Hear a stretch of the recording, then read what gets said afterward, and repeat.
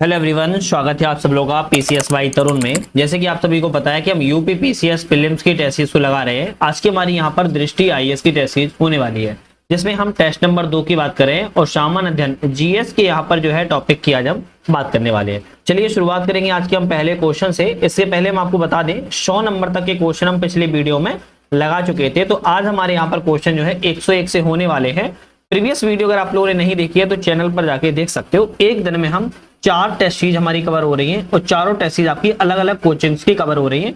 Make IAS की हो रही है, जीएस वर्ल्ड की हो रही है, ध्येय की हो रही है, दृष्टि की हो रही है। तो यहाँ पर 4 कोचिंग की टेस्ट सीरीज को हम एक ही चैनल पर कवर कर रहे हैं, आप जाके जरूर चैनल पर देख लीजिएगा।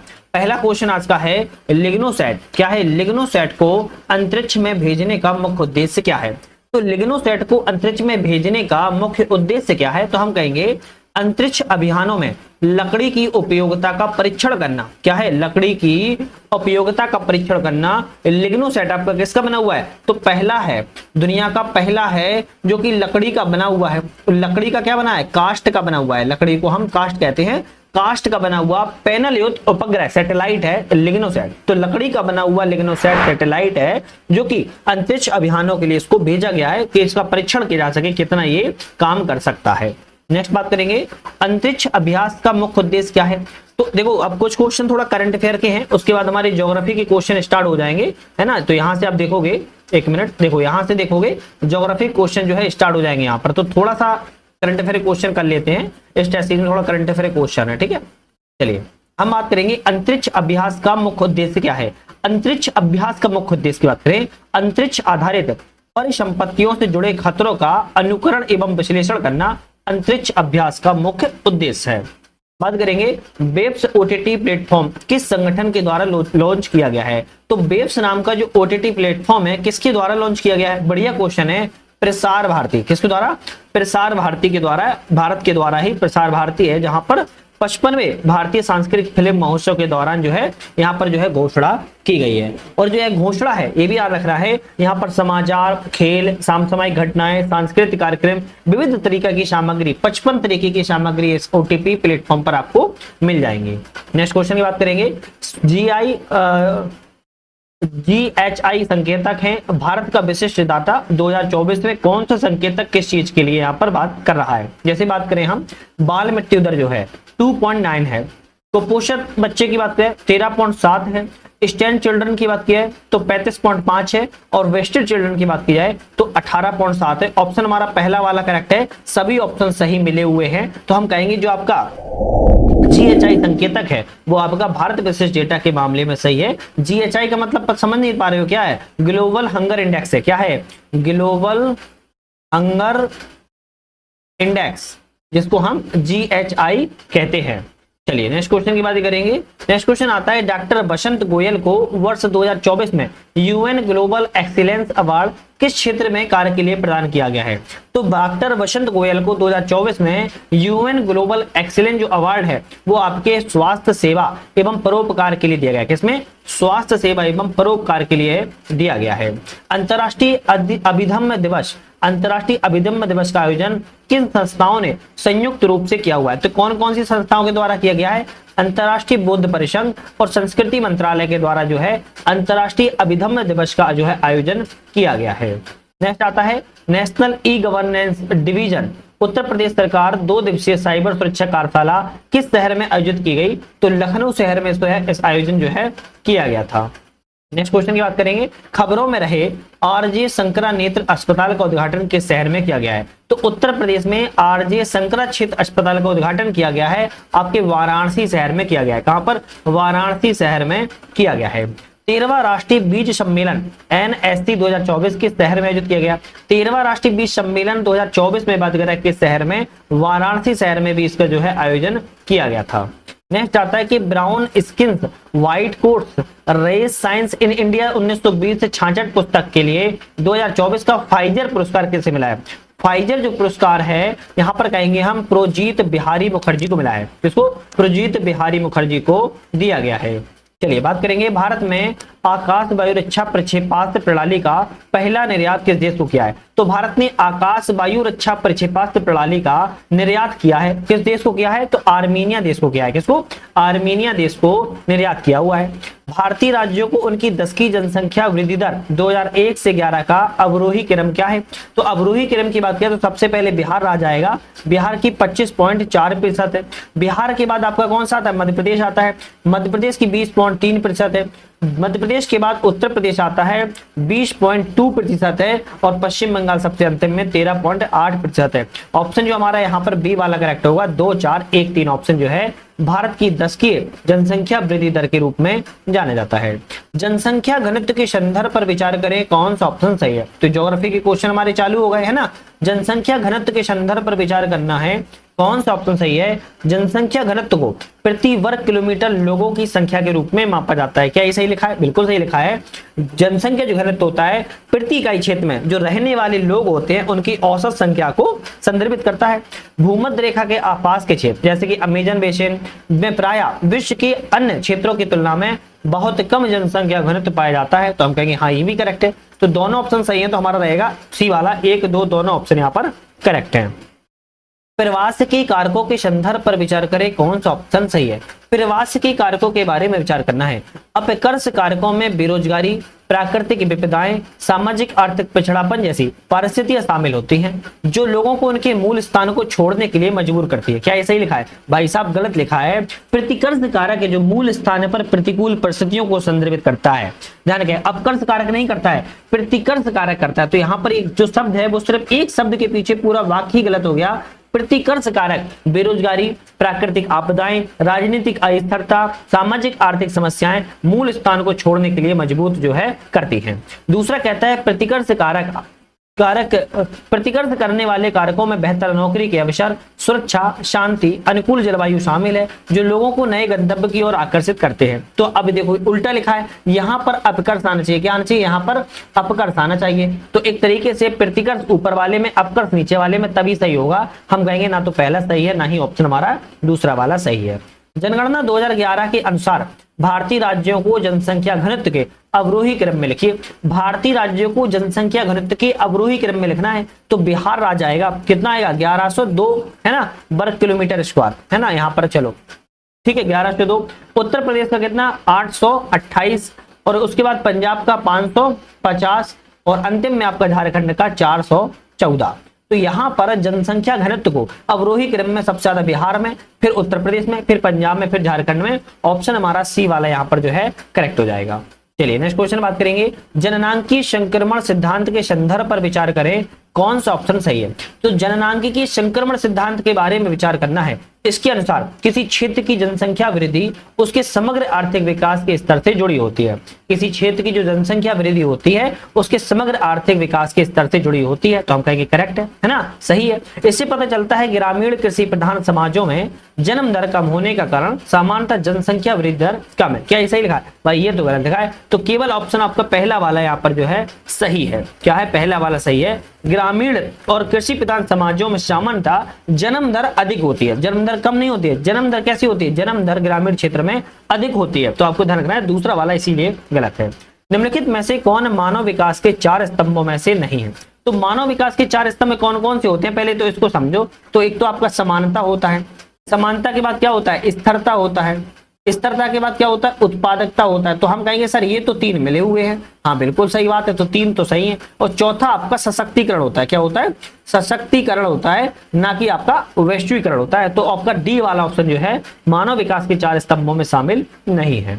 चलिए नेक्स्ट बात करेंगे। नेक्स्ट बात करने से पहले हमारा ऐप आ चुका है जिसका नाम है यूपीएससी नेट। इस ऐप को आप लोग डाउनलोड करने के लिए डिस्क्रिप्शन में हमने लिंक दे दिया, वहां से डाउनलोड कर सकते हो, या प्ले स्टोर पे सर्च कर लेना है यूपीएससी नेट, डाउनलोड कर लोगे। यहाँ पर आपको यूपीपीएससी की टेस्ट सीरीज मिल जाती है हिंदी और इंग्लिश दोनों माध्यम में, बाइलिंगुअल में, जिसमें आपको chapter wise, subject wise, full test, previous year, model paper 300 plus ज्यादा टेस्ट सीरीज मिलती हैं। यहाँ पर टेस्ट सीरीज के साथ साथ क्वेश्चन मिलेंगे, एग्जाम्पल मिलेगा, एक्सप्लेन मिलेगा और आपको की पॉइंट मिलेंगे। तो इन तीनों चीजों को आप क्या कर सकते हो, एग्जाम में महत्वपूर्ण भूमिका निभा सकते हो।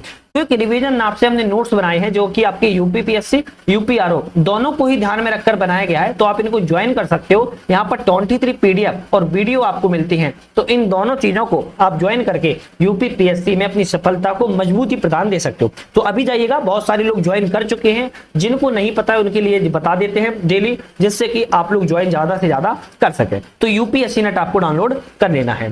क्वेश्चन की बात करें, पैकेट स्टेशन फेरी पत्तन की सामान्य भौगोलिक व्यवस्था क्या होती है। पैकेट स्टेशनों में जो फेरी पत्तन की सामान्य भौगोलिक व्यवस्था है क्या होती है, सक्रिय जल निकायों के दोनों ओर रणनीतिक रूप से जोड़े में स्थित होते हैं। क्या होते हैं, सक्रिय जल निकायों के दोनों ओर रणनीतिक रूप से जोड़े में स्थित होते हैं, जिसको पैकेट स्टेशनों के रूप में हम जानते हैं। चलिए नेक्स्ट बात करेंगे, अभिकथन और कारण है, इनमें से कौन सा ऑप्शन हमारा करेक्ट है। जैसे बात करें, वृद्धि सदैव विकास की ओर ले जाती है। क्या कह रहा है, वृद्धि जो है सदैव विकास की ओर ले जाती है, क्या ये सही है? तो हम कहेंगे ये आपका ऑप्शन गलत है। वृद्धि सदैव विकास की ओर ले जाती है तो ये तो गलत हो जाएगा। वृद्धि का तात्पर्य होता है मात्रात्मक परिवर्तन। क्या होता है, मात्रात्मक परिवर्तन होता है, तो ऑप्शन आपका ए वाला गलत है। वृद्धि एक मात्रात्मक परिवर्तन है, जबकि विकास में तात्पर्य जीवन स्तर में गुणात्मक सुधार से होता है, तो हम कहेंगे हाँ आर सही है, किंतु आर ऑप्शन ए वाला गलत है। आर यहाँ पर ऑप्शन जो है करेक्ट है। कृषि से संबंधित उत्पाद हैं और उनके विवरण हैं, यहाँ पर बात की जा रही है कौन से यहाँ पर जो है करेक्ट है। तो चलिए करेक्ट क्वेश्चन की बात कर लेते हैं। खेत, खेत किससे संबंधित होता है, खेत वाणिज्यिक पशुपालन हेतु बड़े या बाड़े से घिरे हुए पशु फार्म को हम खेत कहते हैं, करेक्ट है। झूम कृषि, स्थानिक कृषि कैसे कहते हैं, भूमि पर अस्थायी रूप से कृषि करना फिर उसे प्राकृतिक पुनर्स्थापना के लिए छोड़ देना, जिसे हम झूम कृषि के अंतर्गत रखते हैं, ये भी ठीक है। इंटरक्रॉपिंग, इंटरक्रॉपिंग किसे कहते हैं, एक ही खेत के एक ही मौसम में दो या अधिक फसलों को उगाने को हम इंटरक्रॉपिंग के रूप में जानते हैं। और फसलों का चक्रण की बात की है तो मृदा की उर्वरता बनाए रखने के लिए फसलों का क्रमबद्ध अनुक्रम करना फसलों की उर्वरता के रूप में जाना जाता है। तो ऑप्शन यहाँ पर जो है हमारा बी वाला करेक्ट यहाँ पर हो जाएगा, ठीक है। चलिए नेक्स्ट क्वेश्चन की बात करेंगे, तरंग विशेषताएं और परिभाषाएं, कौन सी तरंग विशेषता की परिभाषा क्या है। जैसे शीर्ष एवं गर्त की बात की है तो दो क्रमिक शीर्षों का गर्तों के बीच समय अंतराल को हम क्या कहते हैं, शीर्ष एवं नहीं सॉरी एक मिनट सॉरी, यहां पर रहेगा तरंग की अधिकतम और न्यूनतम बिंदु को हम शीर्ष और गर्त कहते हैं। क्या कहते हैं, आपका एक शीर्ष हो गया, क्या हो गया आपका अधिकतम बिंदु हो गया, और आपका जो न्यूनतम बिंदु है उसको हम गर्त कहेंगे। तो शीर्ष के तरंग के अधिकतम और न्यूनतम बिंदु को हम शीर्ष एवं तरंग कहते हैं। तो ऑप्शन आपका तीसरे से मिलाएंगे। नेक्स्ट आता है कि ऊंचाई, गर्त से शीर्ष तक ऊर्ध्वाधर दूरी को हम ऊंचाई के रूप में जानते हैं, है ना। आयाम की बात किया है, तरंग की ऊंचाई का आधे को हम आयाम कहते हैं, और अवधि को दो क्रमिक शीर्षों का गर्तों के बीच समय अंतराल को हम अवधि के रूप में जानते हैं। ऑप्शन जो है हमारा यहाँ पर डी वाला करेक्ट हो जाएगा। चलिए बात करेंगे नेक्स्ट क्वेश्चन की, निम्नलिखित में से कौन सा विकल्प समुद्र तल में होने वाले नियतकालिक उठने गिरने से अच्छी तरह से समझाता है, जो मुख्य रूप से चंद्रमा सूर्य के गुरुत्वाकर्षण बलों का कारण है। तो अगर थोड़ा सा भी दिमाग अगर आपने लगाया तो ज्वार भाटा की बात की जा रही है। क्या कर रहा है, चंद्रमा और सूर्य का यहाँ पर गुरुत्वाकर्षण बल लगता है, पृथ्वी का कौन सा बल लगता है, अब केंद्रीय बल लगता है, और यहाँ पर गिरने और उठने गिरने उठने की बात की जा रही है। सीधी सी बात है, ज्वार भाटा की बात जो है की जा रही है। विश्व में सबसे ऊंचे ज्वार कहाँ आते हैं, बढ़िया क्वेश्चन है। विश्व में सबसे ऊंचे ज्वार की बात करी जाए फंडी की खाड़ी में आते हैं। नॉर्मल याद कर लो, फंडी की खाड़ी में 15 से 16 मीटर तक के फंडी की खाड़ी में ज्वार आते हैं। देखो एक लोग बार चैनल को जल्दी से लाइक शेयर सब्सक्राइब कर दीजिएगा, और हाइप वाले ऑप्शन आ गया है जो कमेंट में होता है उसको भी आप लोग कर देना है, मोटिवेशन मिलता है, मुझे अच्छा लगता है। सब्सक्राइब कर दीजिए जल्दी से, अब 10 के करवा दीजिएगा सब्सक्राइबर, थोड़ा और अच्छा लगेगा। और जल्दी से जब 10 के हो जाएंगे, जैसे मैंने वादा किया था, बुक लॉन्च कर देंगे आप लोगों के लिए, तो बुक आप लोग के लिए लॉन्च हो जाएगी 10 के जैसे होगे। तो जितनी जल्दी आप लोग 10 के लॉन्च करवा दोगे उतनी जल्दी बुक वहां पर लॉन्च हो जाएगी, ठीक है। महासागरीय धाराओं के संदर्भ पर विचार करें, कौन सा ऑप्शन सही है। महासागरीय धाराओं के संदर्भ में विचार करना है। सतही धाराएं महासागर के कुल जल का लगभग 10% होती है। महासागर की ऊपरी 400 मीटर तक सीमित यहाँ पर रहती है। क्या ये सही है, हम बिल्कुल कहेंगे सही है। शीत धाराएं सामान्यतः निम्न और मध्य अक्षांशों के महाद्वीपों के पूर्वी तटों पर चलती हैं। तो गलत लिखा है, शीत महासागरीय धाराएं सामान्यतः महाद्वीपों के पूर्वी नहीं बल्कि पश्चिमी, कहां पर, वेस्ट तटों पर जो है पाई जाती हैं। तो ऑप्शन पहला वाला सही है, दूसरा वाला ऑप्शन यहाँ पर गलत है। नेक्स्ट बात करेंगे, कौन उष्णकटिबंधीय और भूमध्य रेखीय क्षेत्रों में महासागरीय धाराओं के कार्य का सर्वोत्तम वर्णन करता है? उष्णकटिबंधीय भूमध्य रेखीय क्षेत्रों में महासागरीय धाराओं के कार्य का वर्णन सर्वोत्तम रूप से कौन करता है? बेगर्म क्षेत्रों से ठंडे क्षेत्रों की ओर ऊष्मा स्थानांतरण में सहायक होते हैं। क्या होते हैं? गर्म क्षेत्र से ठंडे क्षेत्र की ओर क्या होते हैं? ऊष्मा स्थानांतरण में सहायक होते हैं। समुद्र, समुद्री शब्दावली में ड्रिफ्ट शब्द का सबसे सटीक अर्थ क्या होता है? समुद्री शब्दावली में ड्रिफ्ट शब्द का जल प्रवाह की गति को हम ड्रिफ्ट के रूप में जानते हैं। निम्नलिखित कथनों पर विचार करें, कौन सा ऑप्शन सही है? तो निम्नलिखित वाक्यों में विचार करें तो लिग्नाइट कोयला राजस्थान, असम, तमिलनाडु में पाया जाता है, करेक्ट है। एंथेसाइड कोयला जम्मू कश्मीर में पाया जाता है, हम कहेंगे ये भी सही है। तो ऑप्शन रहेगा हमारा सी वाला, 1 और 2 दोनों ऑप्शन हमारे सही है। तो सबसे अच्छा कौन सा कोयला होता है? सबसे अच्छा एंथ्रेसाइड कोयला होता है। सबसे खराब कोयला लिग्नाइट कोयला होता है। ये तो शायद आप लोगों को पता ही होगा। लिग्नाइट कोयले में 40 से 55% तक सिर्फ कार्बन की मात्रा रहती है, जबकि एंथ्रेसाइड में 80% तक रहती है। भारत में अपनी अपवाह द्रोणी के क्षेत्रफल के आधार पर निम्नलिखित नदियों को अवरोही क्रम में लिखें। अब बात यहाँ पर ये आ रही है कि अवरोही क्रम में लिखना है अपवाह द्रोणी के आधार पर, क्या उसमें? अपवाह द्रोणी के आधार पर। तो सबसे ज्यादा किसका रहेगा? सिंधु का रहेगा, तो पहले भी मिला देते हैं। दूसरा किसका रहेगा? गोदावरी का रहेगा, दूसरे पे मिला देंगे। फिर आपका कौन सा? ब्रह्मपुत्र रहेगा, तीसरे पे मिलाएंगे। अंतिम में आपका महानदी का रहेगा, चौथे मिलाएंगे। अब बहुत सारे लोग का क्वेश्चन, सर ब्रह्मपुत्र नदी तो दूसरे नंबर पर आएगी। नहीं, गोदावरी नदी दूसरे नंबर पर आती है। इसका जो आपका जल अपवाह क्षेत्र है, द्रोणी क्षेत्र है, वो बड़ा है ब्रह्मपुत्र नदी से। ठीक है, चलिए नेक्स्ट क्वेश्चन की बात करेंगे। हाइड्रोलॉजिकल क्या है? हाइड्रोलॉजिकल जलीय चक्र के संबंध में कौन सा कथन सही नहीं है? मतलब कि गलत कथन यहाँ पर कौन सा है? हाइड्रोलॉजिकल के जलीय चक्र के संबंध में। तो बात करें यहाँ पर महासागरों, वायुमंडल, स्थलीय सतह, भूमिगत स्तर, जीवित जीवों के बीच जल का निरंतर संचलन और विनिमय शामिल इसमें हाइड्रो जलीय चक्र में होता है, हम कहेंगे बिल्कुल सही है। हाइड्रोलॉजिकल जलीय चक्र में जल अपनी द्रव, ठोस और गैसीय अवस्था सभी अवस्थाओं में शामिल होता है, हम कहेंगे ये भी सही है। तकनीकी प्रगति के कारण पृथ्वी पर नवीकरणीय मीठे जल की कुल मात्रा बढ़ नहीं रही है, बल्कि घट रही है। क्या हो रही है? मीठे जल की मात्रा घटती नजर आ रही है। तो सी वाला ऑप्शन गलत है। पृथ्वी की कुल जल का लगभग 71% महासागरों में पाया जाता है, जबकि शेष हिमनदों में, भूमिगत जल में, झीलों में और वायुमंडल में पाया जाता है। तो हम कहेंगे डी वाला ऑप्शन भी यहाँ पर करेक्ट है। नेक्स्ट क्वेश्चन आता है, कौन सा कथन महासागर तल की प्रकृति का सबसे अच्छा वर्णन करता है? महासागर तल की प्रकृति का सबसे अच्छा वर्णन करने वाला कौन सा यहाँ पर वर्णन है? पर्वत श्रृंखलाओं और साथ ही विशाल समतल क्षेत्र पाया जाता है। क्या है? महासागर तल की प्रकृति में पर्वत श्रृंखलाएं और विशाल समतल क्षेत्र जो है पाया जाता है। निम्नलिखित में से कौन सा कथन यहाँ पर विचार करें सही है? तो यहाँ पर ऑप्शन में विचार करें, महाद्वीपीय शेल्फ, महाद्वीप का विस्तारित जलमग्न किनारा होता है जिसकी ढलान सौम्य होती है और गहराई कम होती है। क्या ये सही है? हम कहेंगे बिल्कुल करेक्ट है। महाद्वीपीय शेल्फ सामान्यतः तलछट रहित होते हैं और इनका आर्थिक महत्व कम होता है। तो भाई साहब इनका जो आर्थिक महत्व है, पहली बात तो इनका आर्थिक महत्व ज्यादा होता है। क्यों? मत्स्य उद्योगों को सबसे ज्यादा तो यही पाया जाता है। कैसा? मत्स्य उद्योग के लिए सबसे ज्यादा प्रमुख है। तो हम कहेंगे गलत लिखा है दूसरा वाला, केवल पहला वाला ऑप्शन यहाँ पर करेक्ट है। निम्नलिखित में से महासागरीय गर्तों को उनके भौगोलिक स्थान के आधार पर उत्तर से दक्षिण की दिशा में सही क्रम में व्यवस्थित किया जाए। नॉर्थ से साउथ की दिशा में इन्हें व्यवस्थित करना है महासागरीय गर्तों को। तो यहाँ पर बात करें हम, तो सबसे पहले आपका मैरियाना ट्रेंच आएगा पहले नंबर पर ही, फिर आपका जावा ट्रेंच आएगा दूसरे नंबर पर, फिर आपका टोंगा ट्रेंच आएगा तीसरे नंबर पर, और आपका फिर आएगा साउथ सैंडविच ट्रेंच चौथे नंबर पर। ऑप्शन पहला, तीसरा, चौथा, पहला, तीसरा, चौथा और दूसरा ए ऑप्शन यहाँ पर जो है आपका करेक्ट हो जाएगा। चलिए बात करेंगे निम्नलिखित कथनों पर विचार करें, कौन सा ऑप्शन यहाँ पर सही है? तो यहाँ पर कथनों पर विचार करें, गयोट्स सीमाउंट होते हैं। क्या होते हैं? गयोट्स सीमाउंट होते हैं जिनके शीर्ष समतल होते हैं। ये अवतलन और अपरदन के कारण बनते हैं। सामान्यतः प्रशांत महासागर में पाए जाते हैं। करेक्ट है। एटोल वलयाकार प्रवाल द्वीप होते हैं जो एक केंद्रीय अवनति को घेरे रहते हैं। तो हम कहेंगे ये भी सही है। ऑप्शन डी वाला रहेगा। 1 और 2 दोनों ऑप्शन जो है हमारे यहाँ पर करेक्ट है। चलिए नेक्स्ट क्वेश्चन बात करेंगे, भूमध्य रेखा से ध्रुवों की ओर समुद्री सतह के जल के तापमान में कमी मुख्य रूप से किस कारक के द्वारा निर्धारित होती है? भूमध्य रेखा से ध्रुवों की ओर समुद्री सतह के जल के तापमान में कमी देखेंगे तो किस कारण से होती है? हम कहेंगे सौर विकिरण के कारण होती है। किसके? सौर विकिरण के कारण सबसे ज्यादा देखने को मिलती है। समुद्री जल में लवणता का क्या अर्थ है? समुद्री जल में जो लवणता पाई जाती है उसका क्या अर्थ है? समुद्र जल में घुले लवणों की कुल मात्रा को समुद्री जल में लवणता के रूप में जाना जाता है। नेक्स्ट बात करेंगे, चीन की ग्रांड कैनाल किन निम्नलिखित में से किन को जोड़ती है? चीन की जो ग्रांड कैनाल है निम्नलिखित में से किन को जोड़ती है? हम कहेंगे बीजिंग को और हांगझोउ को जोड़ती है। किसको? बीजिंग एवं हांगझोउ को चीन की ग्रांड कैनाल के द्वारा जोड़ा जाता है। निम्नलिखित में से बांध और नदी है कौन सा यहाँ पर गलत है? बात करें टेहरी की बात किया तो भागीरथी नदी पर करेक्ट है। हीराकुंड की बात किया महानदी पर, ये भी करेक्ट है। कल्लई की बात किया तो कावेरी नदी पर, एक बात ठीक है। अगर डम्बूर की बात किया तो बराक नदी पर नहीं है बल्कि यह गोमती नदी पर है। कौन सी? गोमती नदी पर है। तो ऑप्शन हमारा डी वाला जो था यहाँ पर गलत था, ध्यान रखिएगा।